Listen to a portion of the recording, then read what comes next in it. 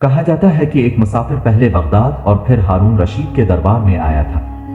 اس نے خلیفہ کے سامنے وزیروں اور حکیموں سے چند سوالات کی، لیکن کوئی بھی صحیح جواب نہ دے سکا۔ خلیفہ ہارون رشید غصے میں آ گیا اور اپنے علمی درباریوں اور وزیروں سے کہا کہ اگر تم لوگ اس شخص کے سوالات کے جوابات نہ دے سکے تو میں تمہارا سارا مال اور جائیداد اس مسافر کو دے دوں گا۔ وہاں موجود لوگ جوابات دینے کے لیے 24 گھنٹے یعنی ایک دن کا وقت چاہتے تھے، جو خلیفہ ہارون رشید نے انہیں دیا۔ ان لوگوں میں سے ایک نے کہا، میرا خیال ہے کہ ہمیں بہلول دانا کو تلاش کرنا چاہیے۔ اس پردیسی کو بہلول دانا کے علاوہ کوئی صحیح جواب نہیں دے سکتا۔ چنانچہ وہ بہلول کو ڈھونڈنے لگے، اور جب انہوں نے بہلول دانا کو تلاش کر لیا تو دربار میں ہوئی ساری کہانی حضرت بہلول دانا کے سامنے لفظ با لفظ بیان کر دی۔ حضرت بہلول دانا اگلے دن غیر ملکی کے سوالوں کا جواب دینے پر راضی ہو گئے۔ 24 گھنٹے کا وقت گزر گیا تھا اور اب ہارون رشید کے دربار میں غیر ملکی مسافر اور حضرت بہلول دانا دونوں حاضر تھے۔ حضرت بہلول دانا نے مسافر کو مخاطب کیا اور کہا، جو چاہو پوچھ لو، میں جواب دینے کے لیے تیار ہوں۔ آدمی نے اپنی چھڑی سے ایک دائرہ بنایا اور بہلول دانا کی طرف دیکھا۔ بے ہچکچاتے ہوئے بہلول دانا نے دائرے کے بیچ میں ایک لکیر کھینچ کر اسے آدھا کاٹ دیا۔ مسافر نے ایک اور دائرہ بنایا۔ اس بار بہلول نے اسے 4 برابر حصوں میں تقسیم کیا اور ایک کی طرف اشارہ کرتے ہوئے اس آدمی سے کہا کہ یہ ایک حصہ زمین ہے اور باقی 3 پانی ہے۔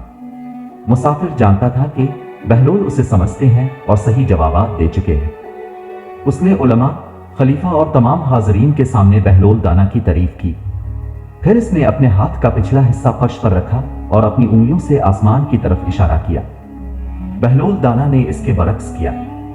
انہوں نے اپنی انگلیاں زمین کی طرف اور اپنے ہاتھ کی پشت زمین سے اوپر آسمان کی طرف رکھی۔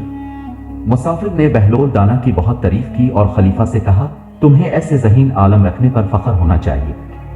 خلیفہ ہارون رشید نے کہا کہ مجھے یہ سوال اور جواب سمجھ نہیں آیا۔ مسافر نے وضاحت کی، میں نے ایک دائرہ کھینچا، میرا مقصد زمین کا گول ہونا ظاہر کرنا تھا۔ بہلول دانا نے سمجھا اور اس کے 2 ٹکڑے کر دیے۔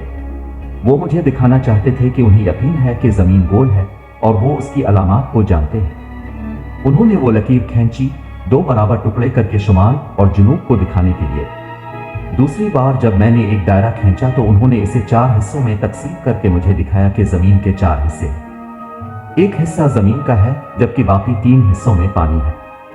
تیسری بار جب میں نے اپنی ہتھیلی اور انگلیاں اوپر کی طرف کی تو میرا مقصد بڑھتے ہوئے پودوں اور ان کی نشو و نما کے راز بتانا تھا۔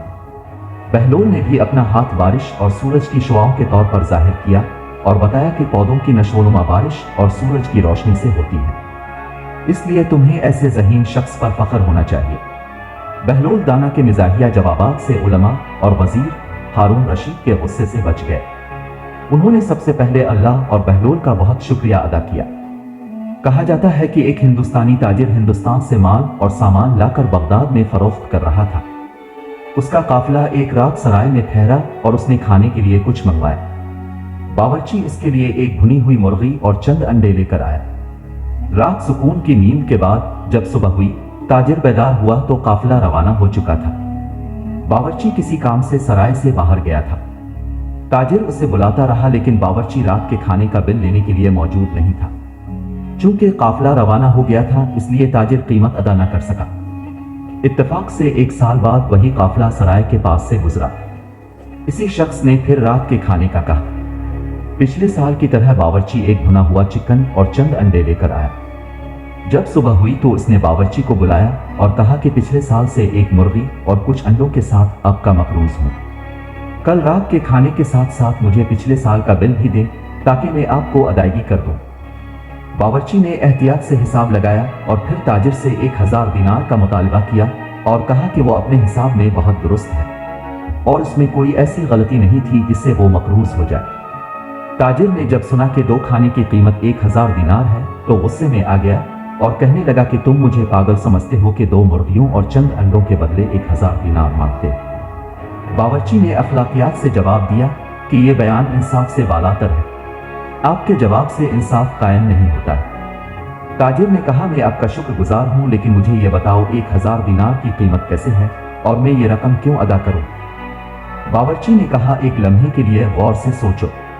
मैं जिस कीमत का मुतालबा कर रहा हूँ वो पिछले साल के हवाले से है, जब आपने यहाँ एक मुर्गी और 6 अंडे खाए थे। अगर ये मुर्गी जिंदा होती तो मैं वो अंडे इसके नीचे रख देता, उनके बच्चे निकल गए होते और चूजे बाहर आ चुके होते, फिर इनमें से हर एक चूजे की तादाद में से अंडे होते और उन अंडों से मजीद बच्चे भी निकलते। इसलिए अब तक मैं हजारों मुर्गियों और अंडों का मालिक हो गया होता। इसलिए मैंने ये सारा मुनाफा सिर्फ तुम्हारा पेट भरने के लिए छोड़ दिया है। अब इस पूरे हिसाब से और कल रात के खाने से 1000 दिनार मांगता हूँ और तुम मुझे पागल कहते हो। बावर्ची और ताजिर के झगड़े ने जल्द ही तमाम काफिले के मुसाफिरों की तवज्जो अपनी तरफ कर ली थी। हर मिनट उन्होंने ये तनाज़ा हल करने की कोशिश की, लेकिन यह नामुमकिन था। आखिरकार इस जगह के मुअज़्ज़िज़ीन से इंसाफ की अपील करने का फैसला हुआ। जब सरदार आया और मुकदमा सुनाया गया तो उसने बावर्ची के हक में फैसला दिया और ताजिर से कहा, तुम बावर्ची को 1000 दिनार दोगे। गरीब ताजिर बहुत परेशान था, वो नहीं जानता था कि अब क्या करे। मुसाफिरों में एक शख्स था जो बहलोल से दोस्ती रखता था। वो जानता था कि यह मसला सिर्फ बहलोल ही हल कर सकते हैं। उसने मुसाफिरों को मुखातिब करते हुए कहा कि यहाँ और बगदाद के दरमियान ज्यादा फासला नहीं है। मैं जाकर बगदाद के काजी को लाऊंगा ताकि वो जो भी फैसला करे इस पर अमल किया जाए। सब ने इत्तेफाक किया और वो शख्स बहलोल दाना की तलाश में तेज रफ्तार खच्चर पर सवार हो गया। उसने हजरत बहलोल दाना को एक मस्जिद में पाया और सारा माजरा बयान किया। बहलोल दाना इस आदमी के साथ कारवां सराय की तरफ चल पड़े। जब वो सराय के करीब पहुंचे तो बहलोल ने नीचे उतरकर इस आदमी से कहा कि जल्दी से इन लोगों के पास जाओ जो इंतजार कर रहे हैं और उनसे कहो कि आधा घंटा मजीद इंतजार करें। काजी ने कहा है कि वो आ रहा है। आदमी ने ऐसा ही किया। सब काजी का इंतजार करने लगे। काजी आधे घंटे बाद भी नहीं आए। वो फिर से इंतजार करने लगे। 1.5 घंटे बाद दूर से बहलोल दाना की टोपी नजर आ रही थी। जब वो लोगों के करीब आए तो सब काजी के एहतराम में अपनी नशिस्तों से उठ खड़े हुए। फिर बहलोल दाना फर्श पर बैठ गए और सबसे तारुफ हुआ। हजरत बहलोल दाना ने कहा, मैंने बावर्ची और ताजिर के झगड़े के बारे में सुना है। मैं अब से माजरत चाहता हूं कि मेरा कहा हुआ आधा घंटा 1.5 घंटा बन गया, लेकिन मेरी ताखीर इस लिहाज से दुरुस्त थी कि मैं काजी होने के साथ साथ खेती बाड़ी भी करता हूं। जब मैं यहाँ इंसाफ करने आ रहा था तो एक किसान गंदुम के दाने ले आया। मैंने सुना है कि गंदुम के दाने को पहले उबाल लिया जाए तो उसकी नशोनुमा बहुत अच्छी होती है। इसलिए जो इजाफी वक्त लिया इसमें मैं गंदुम को उबालने में मसरूफ रहा। मैं इस सिलसिले में अब से माजरत खा हूं। सरदार और दूसरे लोग कहने लगे, कैसा अजीब पागल काजी है जो गंदुम के दाने उबालता है। बहलोल ने जवाब दिया, इस शहर में जहां भुनी हुई मुर्गियों से बच्चे निकलते हैं, अजब नहीं कि उबली हुई गंदुम भी हरी हो जाए। बहलोल के खामोश जवाब पर सब हैरान रह गए। लोगों ने बावर्ची को मुखातिब किया, इस काजी ने सही फैसला किया है। भुनी हुई मुर्गियों से बच्चे नहीं निकलते। इस तरह लोगों ने बावर्ची को 2 वक्त के खाने के बदले थोड़ी सी रकम दी जो ताजिर ने खाया था। इस तरह दोनों ने सुलह कर ली थी। एक दिन बहलोल दाना अवामी हम्माम में गए, लेकिन वहां के नौकरों ने लापरवाही से काम लिया और तसल्ली से उनकी मालिश नहीं की थी। इस सिलसिले में जब बाहर आए तो बहलोल ने हम्माम के मालिक को अपने पास मौजूद तमाम 10 दिनार दे दिए।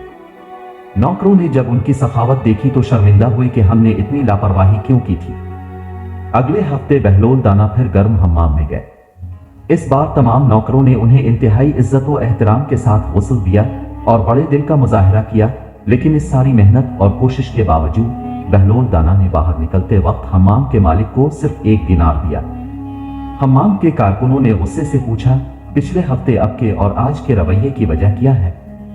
बहलोल दाना ने जवाब दिया, मैंने गुज़िश्ता हफ्ते आज के गुस्ल की अदायगी की थी जब मैंने 10 दिनार दिए थे, और आज का 1 दिनार गुज़िश्ता गुस्ल की अदायगी थी। ऐसा मैंने इसलिए किया ताकि अब लोग अपने ग्राहकों के साथ एहतराम से पेश आएं।